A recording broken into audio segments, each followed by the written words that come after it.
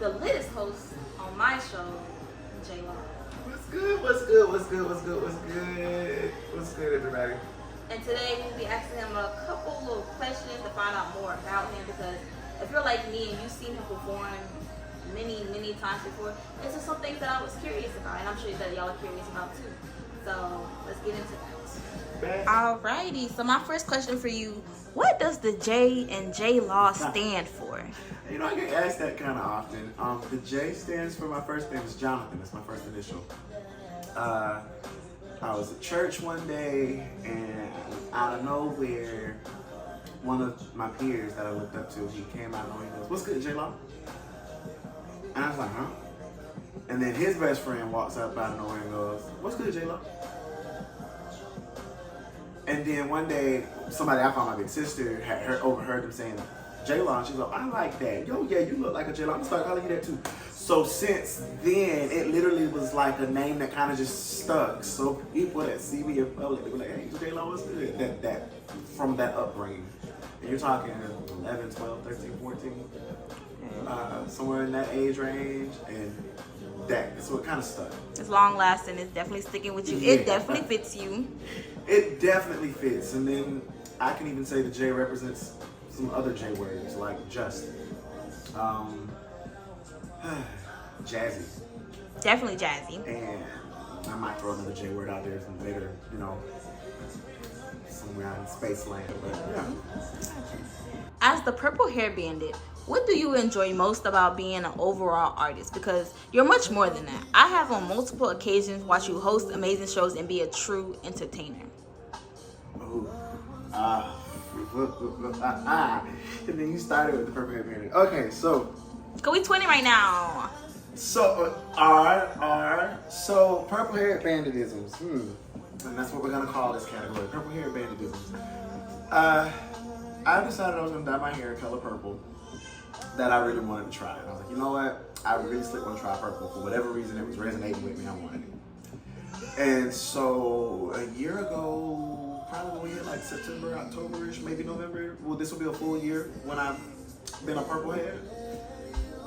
And it kind of just like that first month into it, I was like, you know what? It's purple. But then it eventually kind of just grew on me. And I fell in love with the color, so. It do fit you very much. Purple means royalty, you know. It does, means royalty. Found out that it means self-awareness and spirituality as well. Yes, it does. So those things are also resonating with me right now. So I'm kind of in my like self-aware spiritual moment. And I guess if I had to add into some of my favorite, you said favorite parts, right? Yes. The favorite parts of being JLAW, the artist, the free man, the Purple Hair Bandit, the favorite parts of hosting those shows and even being an artist in general is getting to see the music be birthed. What's in my head come to life. I was in a rehearsal the other day and I told the band themselves, I said, "Hey y'all, I want to thank y'all on behalf of all the artists that are using you." I said, it's one thing for us to write a song and then we go in the studio and then we see the baby as what it is that you hear on the radio. I said, right. It's a whole nother ball game when we get to see it actually come to life, as in there's music, musicians are playing our music. I said, there's no... Your creation. Right, there's no other feeling than hearing your baby actually become what it really is. And that's one of my favorite moments. It's that moment when I get to see what's inside come be birthed. As a host, it is creating a vibe, creating an atmosphere, and hearing people come to me and say, "You are such a great host." You know, I feel so comfortable to be able to, you know, do what I do as an artist. That's the stuff that kind of warms my heart, but those are my favorite moments. Those heartfelt moments where it's artist to artist understand. I've been here with you. You got it. And being able to inspire the upcoming artists. Oh, you definitely had me from like that day that we hosted together. People asked me after, "How you got JLAW that you host with him?" I was like, it was a spur of the moment, and I really enjoyed it. Yeah, I don't trust everybody to introduce you and stuff. I was like, I felt honored. I'm just like, y'all, it's me. Let's be for real. But it was something I always wanted to try to do anyway, and you gave me that opportunity to do so. And that's like I said, that's the thing I want to do. I want to inspire. One of my things I want to do is inspire. That is what makes being an artist the moments the best part. One of the best parts. That's my personal opinion. I completely agree. I do love watching you host any show and every show, honestly. Alrighty. My next question for you is, at what age did you realize you wanted to be an artist? What age I wanted to realize I was an artist? Yes. Well, picture 1990. Sorry. But basically, I could say from the day I was born. From the day I was born, I wanted to be a singer, a songwriter. I wanted to write songs. I wanted to sing inspirational music. I wanted to be on stage performing my stuff. What I didn't know was how to get there, because back then, 90s, looking up at the greats like Whitney, Mariah, thinking about people even like Jasmine Sullivan, Erica Badu, Jill Scott, like those names. Somebody found them somewhere, so it's kind of like, how do I get discovered in those days? Even Destiny's Child. But Destiny's Child had a manager, their dad, Beyonce's dad. Right. Managed him. Matthew Knowles is a mad business dad. Found out it was possible in 2016. So I was about 22, 23 when I realized I could actually do it for real. So yeah, that's the timeline. Okay, I got you. I want to say for me, that's just about the same. I never thought I wanted to be a rapper. I never thought about it at all. But in between that 19 to 22 range, I was like, I could do this. If they could do it, we could do it. I could do it. Oh yeah. Definitely felt that. So, following that up with, what do you consider your soul genre? Because I can place you in quite a few genres. I can place you in jazz. I can place you a little bit of pop and R&B and trap soul. But what genre do you feel you make the best music in, and that you feel comfortable making and knowing that it's going to be good music? Okay. I'm going to take this from an adjective that I gave to somebody else that I like to listen to. They are a genre all by themselves. I guess I would claim myself to be a genre all by myself. If I had to really put myself in a genre, I am soul all day, every day. It may be jazz, it may be trap, it may be R&B, it may be pop, it may be gospel. But whatever it is gonna have soul. It's gonna be soulful. I'm not gonna not good. It's that feel-good music. It's that soul music. The music that actually talks to your soul and speaks to your soul. They do. I love hearing you scat. That's one thing that I have enjoyed at many shows. I appreciate that. I used to not be able to scat. I'm not gonna lie, because that's a New Orleans thing. So that's something I'm used to hearing all the time. So to come here, to be in Tallahassee and hear someone do it, not only do it, but do it greatly, I was like, oh yeah, he got some talent on him. I appreciate that, and it was actually inspired through. I've always liked jazz music, but I didn't know I had a huge love for it, and that it had such a big influence until I was in jazz band in high school. Once that happened, my eyes was open to some of everything, and scatting as far as playing an instrument, you have to work that thing. So it kind of, they kind of intertwined a little bit. So instead of playing an instrument now, I kind of try to play my voice as the instrument. Yeah, that definitely correlates 110%. I feel that. Well, making music is not easy. Good job. It is not. And I try to tell people this all the time. It is hard trying to make music solo. You gotta have a producer, you gotta have engineers, you gotta have studio time, all this good stuff. But you also gotta have somebody in your corner that pushes you and help you be the best artist that you can be. So who in your personal circle, it can be more than one person, really pushes you to be the best JLAW that you can be? Who in my personal circle pushes me to be the best JLAW that I can be? Every single last one. I love that. And you think it would be one or two, or maybe three max, because those are the people that you trust enough to go to and talk to and say, hey, I have this idea, what do you think about it? Those are the wise counsel, if you will. Every single person that's a part of my inner circle, that's a part of my tribe, is not a yes man. They are not easily amused. Amen. They're not easily entertained. So Amen. whatever idea I have that I bring to them, no matter how crazy, how weird, or how out there I might feel it is, they're always open and welcome to receiving it. And if and then when they listen, they're like, don't do that, don't do that, or they'll say, you know what, there's actually a way to do that. And what I really love about that circle and that tribe is that because that's my network tends to try to work for me, and they usually in turn, as you said, you can't always do it alone. They usually try to reciprocate some kind of way, or even just push me in some kind of way. So if I'm like, what do you think it is? I can give a prime example. I wrote a song the other day. Before I kept writing it, I called up one of my homegirls. I said, hey, give this a listen real quick. What do you think? Tell me what you think. Song was put forward, gave her a little bit of the verse, and she was like, I like that. That's a vibe. And she's like, but stuff you usually write, she uplifted me, reminded me, you are Himothy. Right. And she was like, I can't wait to see what that's going to be like when you finish it. And I told her, I said, well, since you like it, I can keep writing it because I trust her ear. I trust what she, the work that she's put in, the stuff that she's done. Pitched it to Tim. Even him is like, you had it somewhere with it. Tim likes to hear stuff in the final product. I like to know, hey, is this a good direction? Like writing an outline for a paper. Right. You gotta stack it up. Well, they used to make us do the burger. You gotta have the bun. Yeah, it's got to come off right at the top, and when you build flesh it out in the middle, you get some good meat to it. Yeah. And you know how's it gonna end. And usually, the final burger product that we like to get after we got done ordering it at the menu depends on how it's going to come out in the studio. So once you put it all out in the studio, tell me okay, let me digest it. I like it because it tells me, you need to go back in for another session and you need to fix this part, fix that part. Or I can listen to it and be like, hey, I was listening to it and I'm thinking about going back in and fixing this part, or I might add this. What do you think? Then he has something to work with. Then he can maneuver it. But my whole tribe, from outfits to things that I'm gonna say, to the gigs that I get, to working with other people, they push, and they push hard. And when I do mean they push hard, they do not slack. I love that. I love that for you. Yeah. Some people, they forget that you got people behind you that's making you be who you are. Oh yeah. It's not all you. Yeah.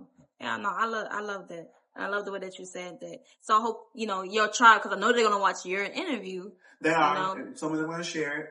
Yeah, no, I hope y'all feel special because that's special right there.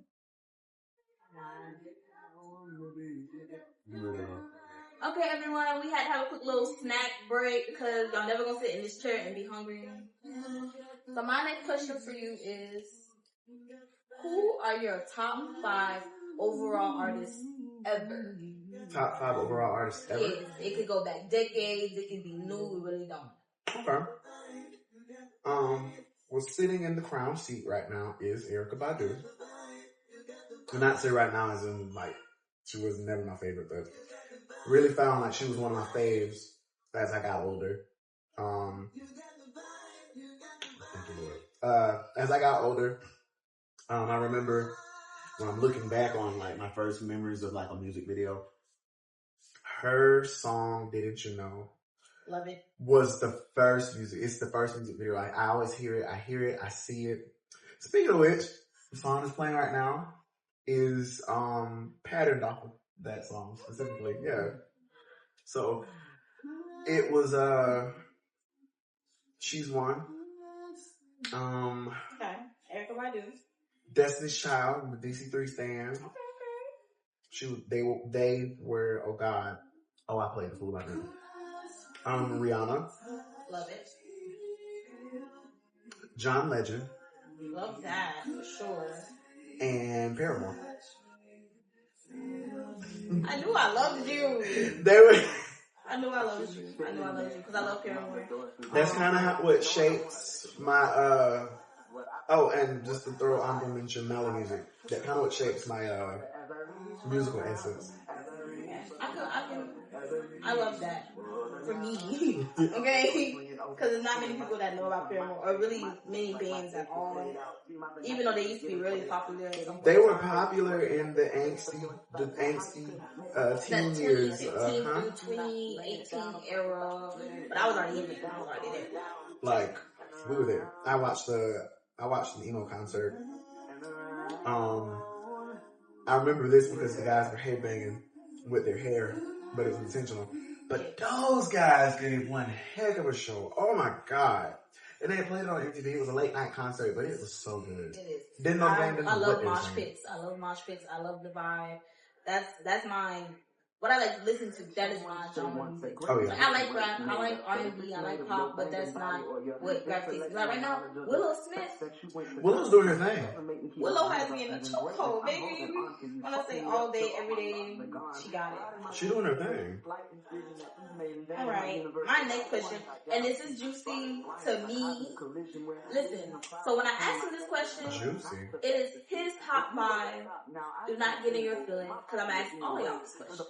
I'm gonna ask y'all something a little bit different, but Tallahassee, who is your top 5 artists in Tallahassee? They don't have to be from Tallahassee. They can be people that you watched perform in Tallahassee within the last year or so. Yeah, you just sit. Pinkies out, y'all. Pinkies out. Awesome gowns, great, beautiful gowns. Like, I'm telling y'all, don't be butthurt. I know I won't be on this top 5. I don't think. I wouldn't be butthurt about that. Well, it depends. As y'all know, JLAW is jazzy. He is very free. And he got a touch of ratchet in him. Okay. Trick Ave. Love it. Black Money, that's my song. Bounces almost every day. I'm a big AG stan. Love him. I love his lyrics. I love what he stands for. Oh yeah. There for you, AG. Cleo, that's my boy Cleo. Shout out to him. Big fan of Cleo's music. He a big fan of Cleo's voice. There's a lady that came when we hosted the Next Up Festival Showcase. I cannot remember her artist name. No, yes I do. It's Leah Leopard. Oh, shout out to Homegirl because we done did a lot of shows together. Leah Leopard. Oh yeah, that's one of my faves. Yeah. And this is a hard toss up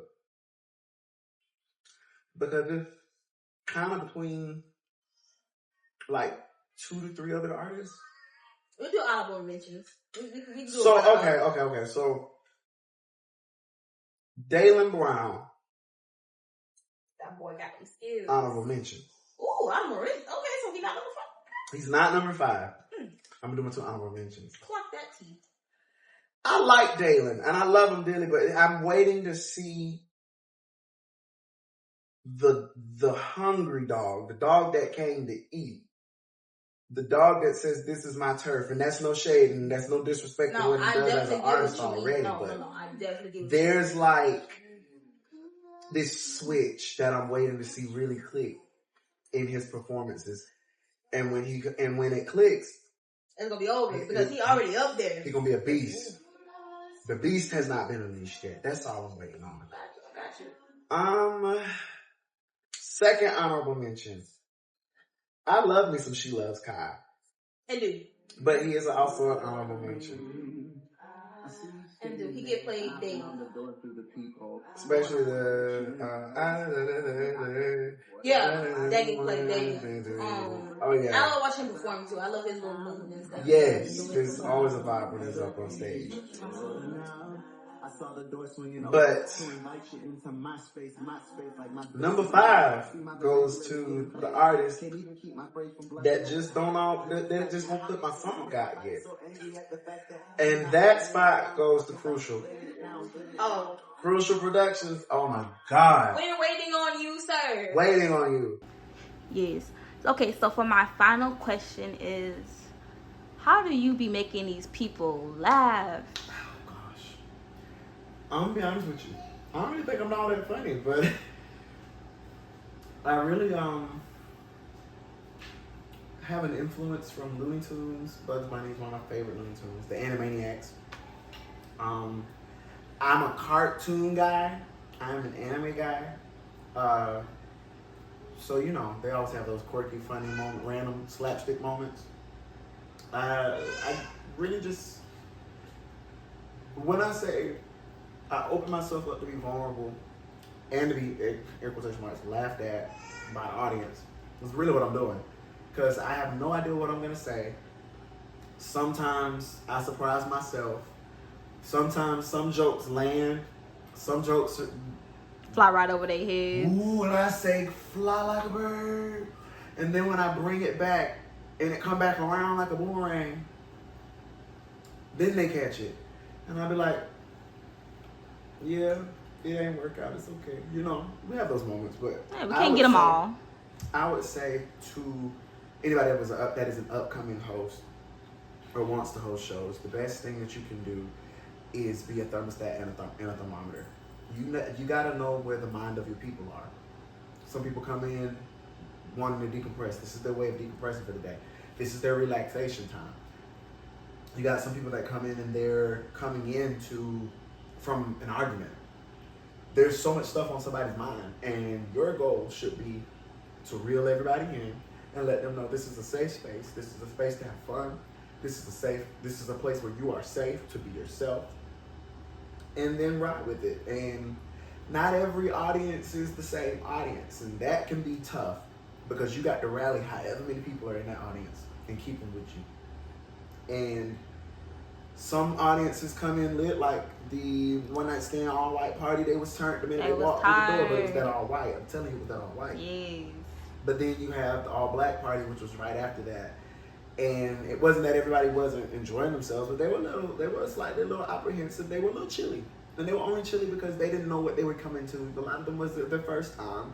We had a lot of repeats. So, you know, the repeat ones know, okay, the show ain't gonna start up until about such time. I got time to get me some snacks, get me some drink, get into place and be in the spot. But the ones that come early, we gotta warm them up a little bit. But once you warm them up, once you light that fire, you can keep that joker rolling. And you usually got them from that point on. So that would be how I make people laugh. I see where they are. Because you are great at that. Because merchandise is something I use now, even though I don't have any merchandise to sell yet. See, that was a slip of the tongue. I was actually thinking while I was moving and talking at the same time, so I was multitasking without an outline. Mm-hmm. And when I got up, I went. So what I got up here is some merchandise, and I really was trying to say merchandise. See, but and I was like, you know what? Let's run with it. Yep, that's what I said. Somebody say merchandise.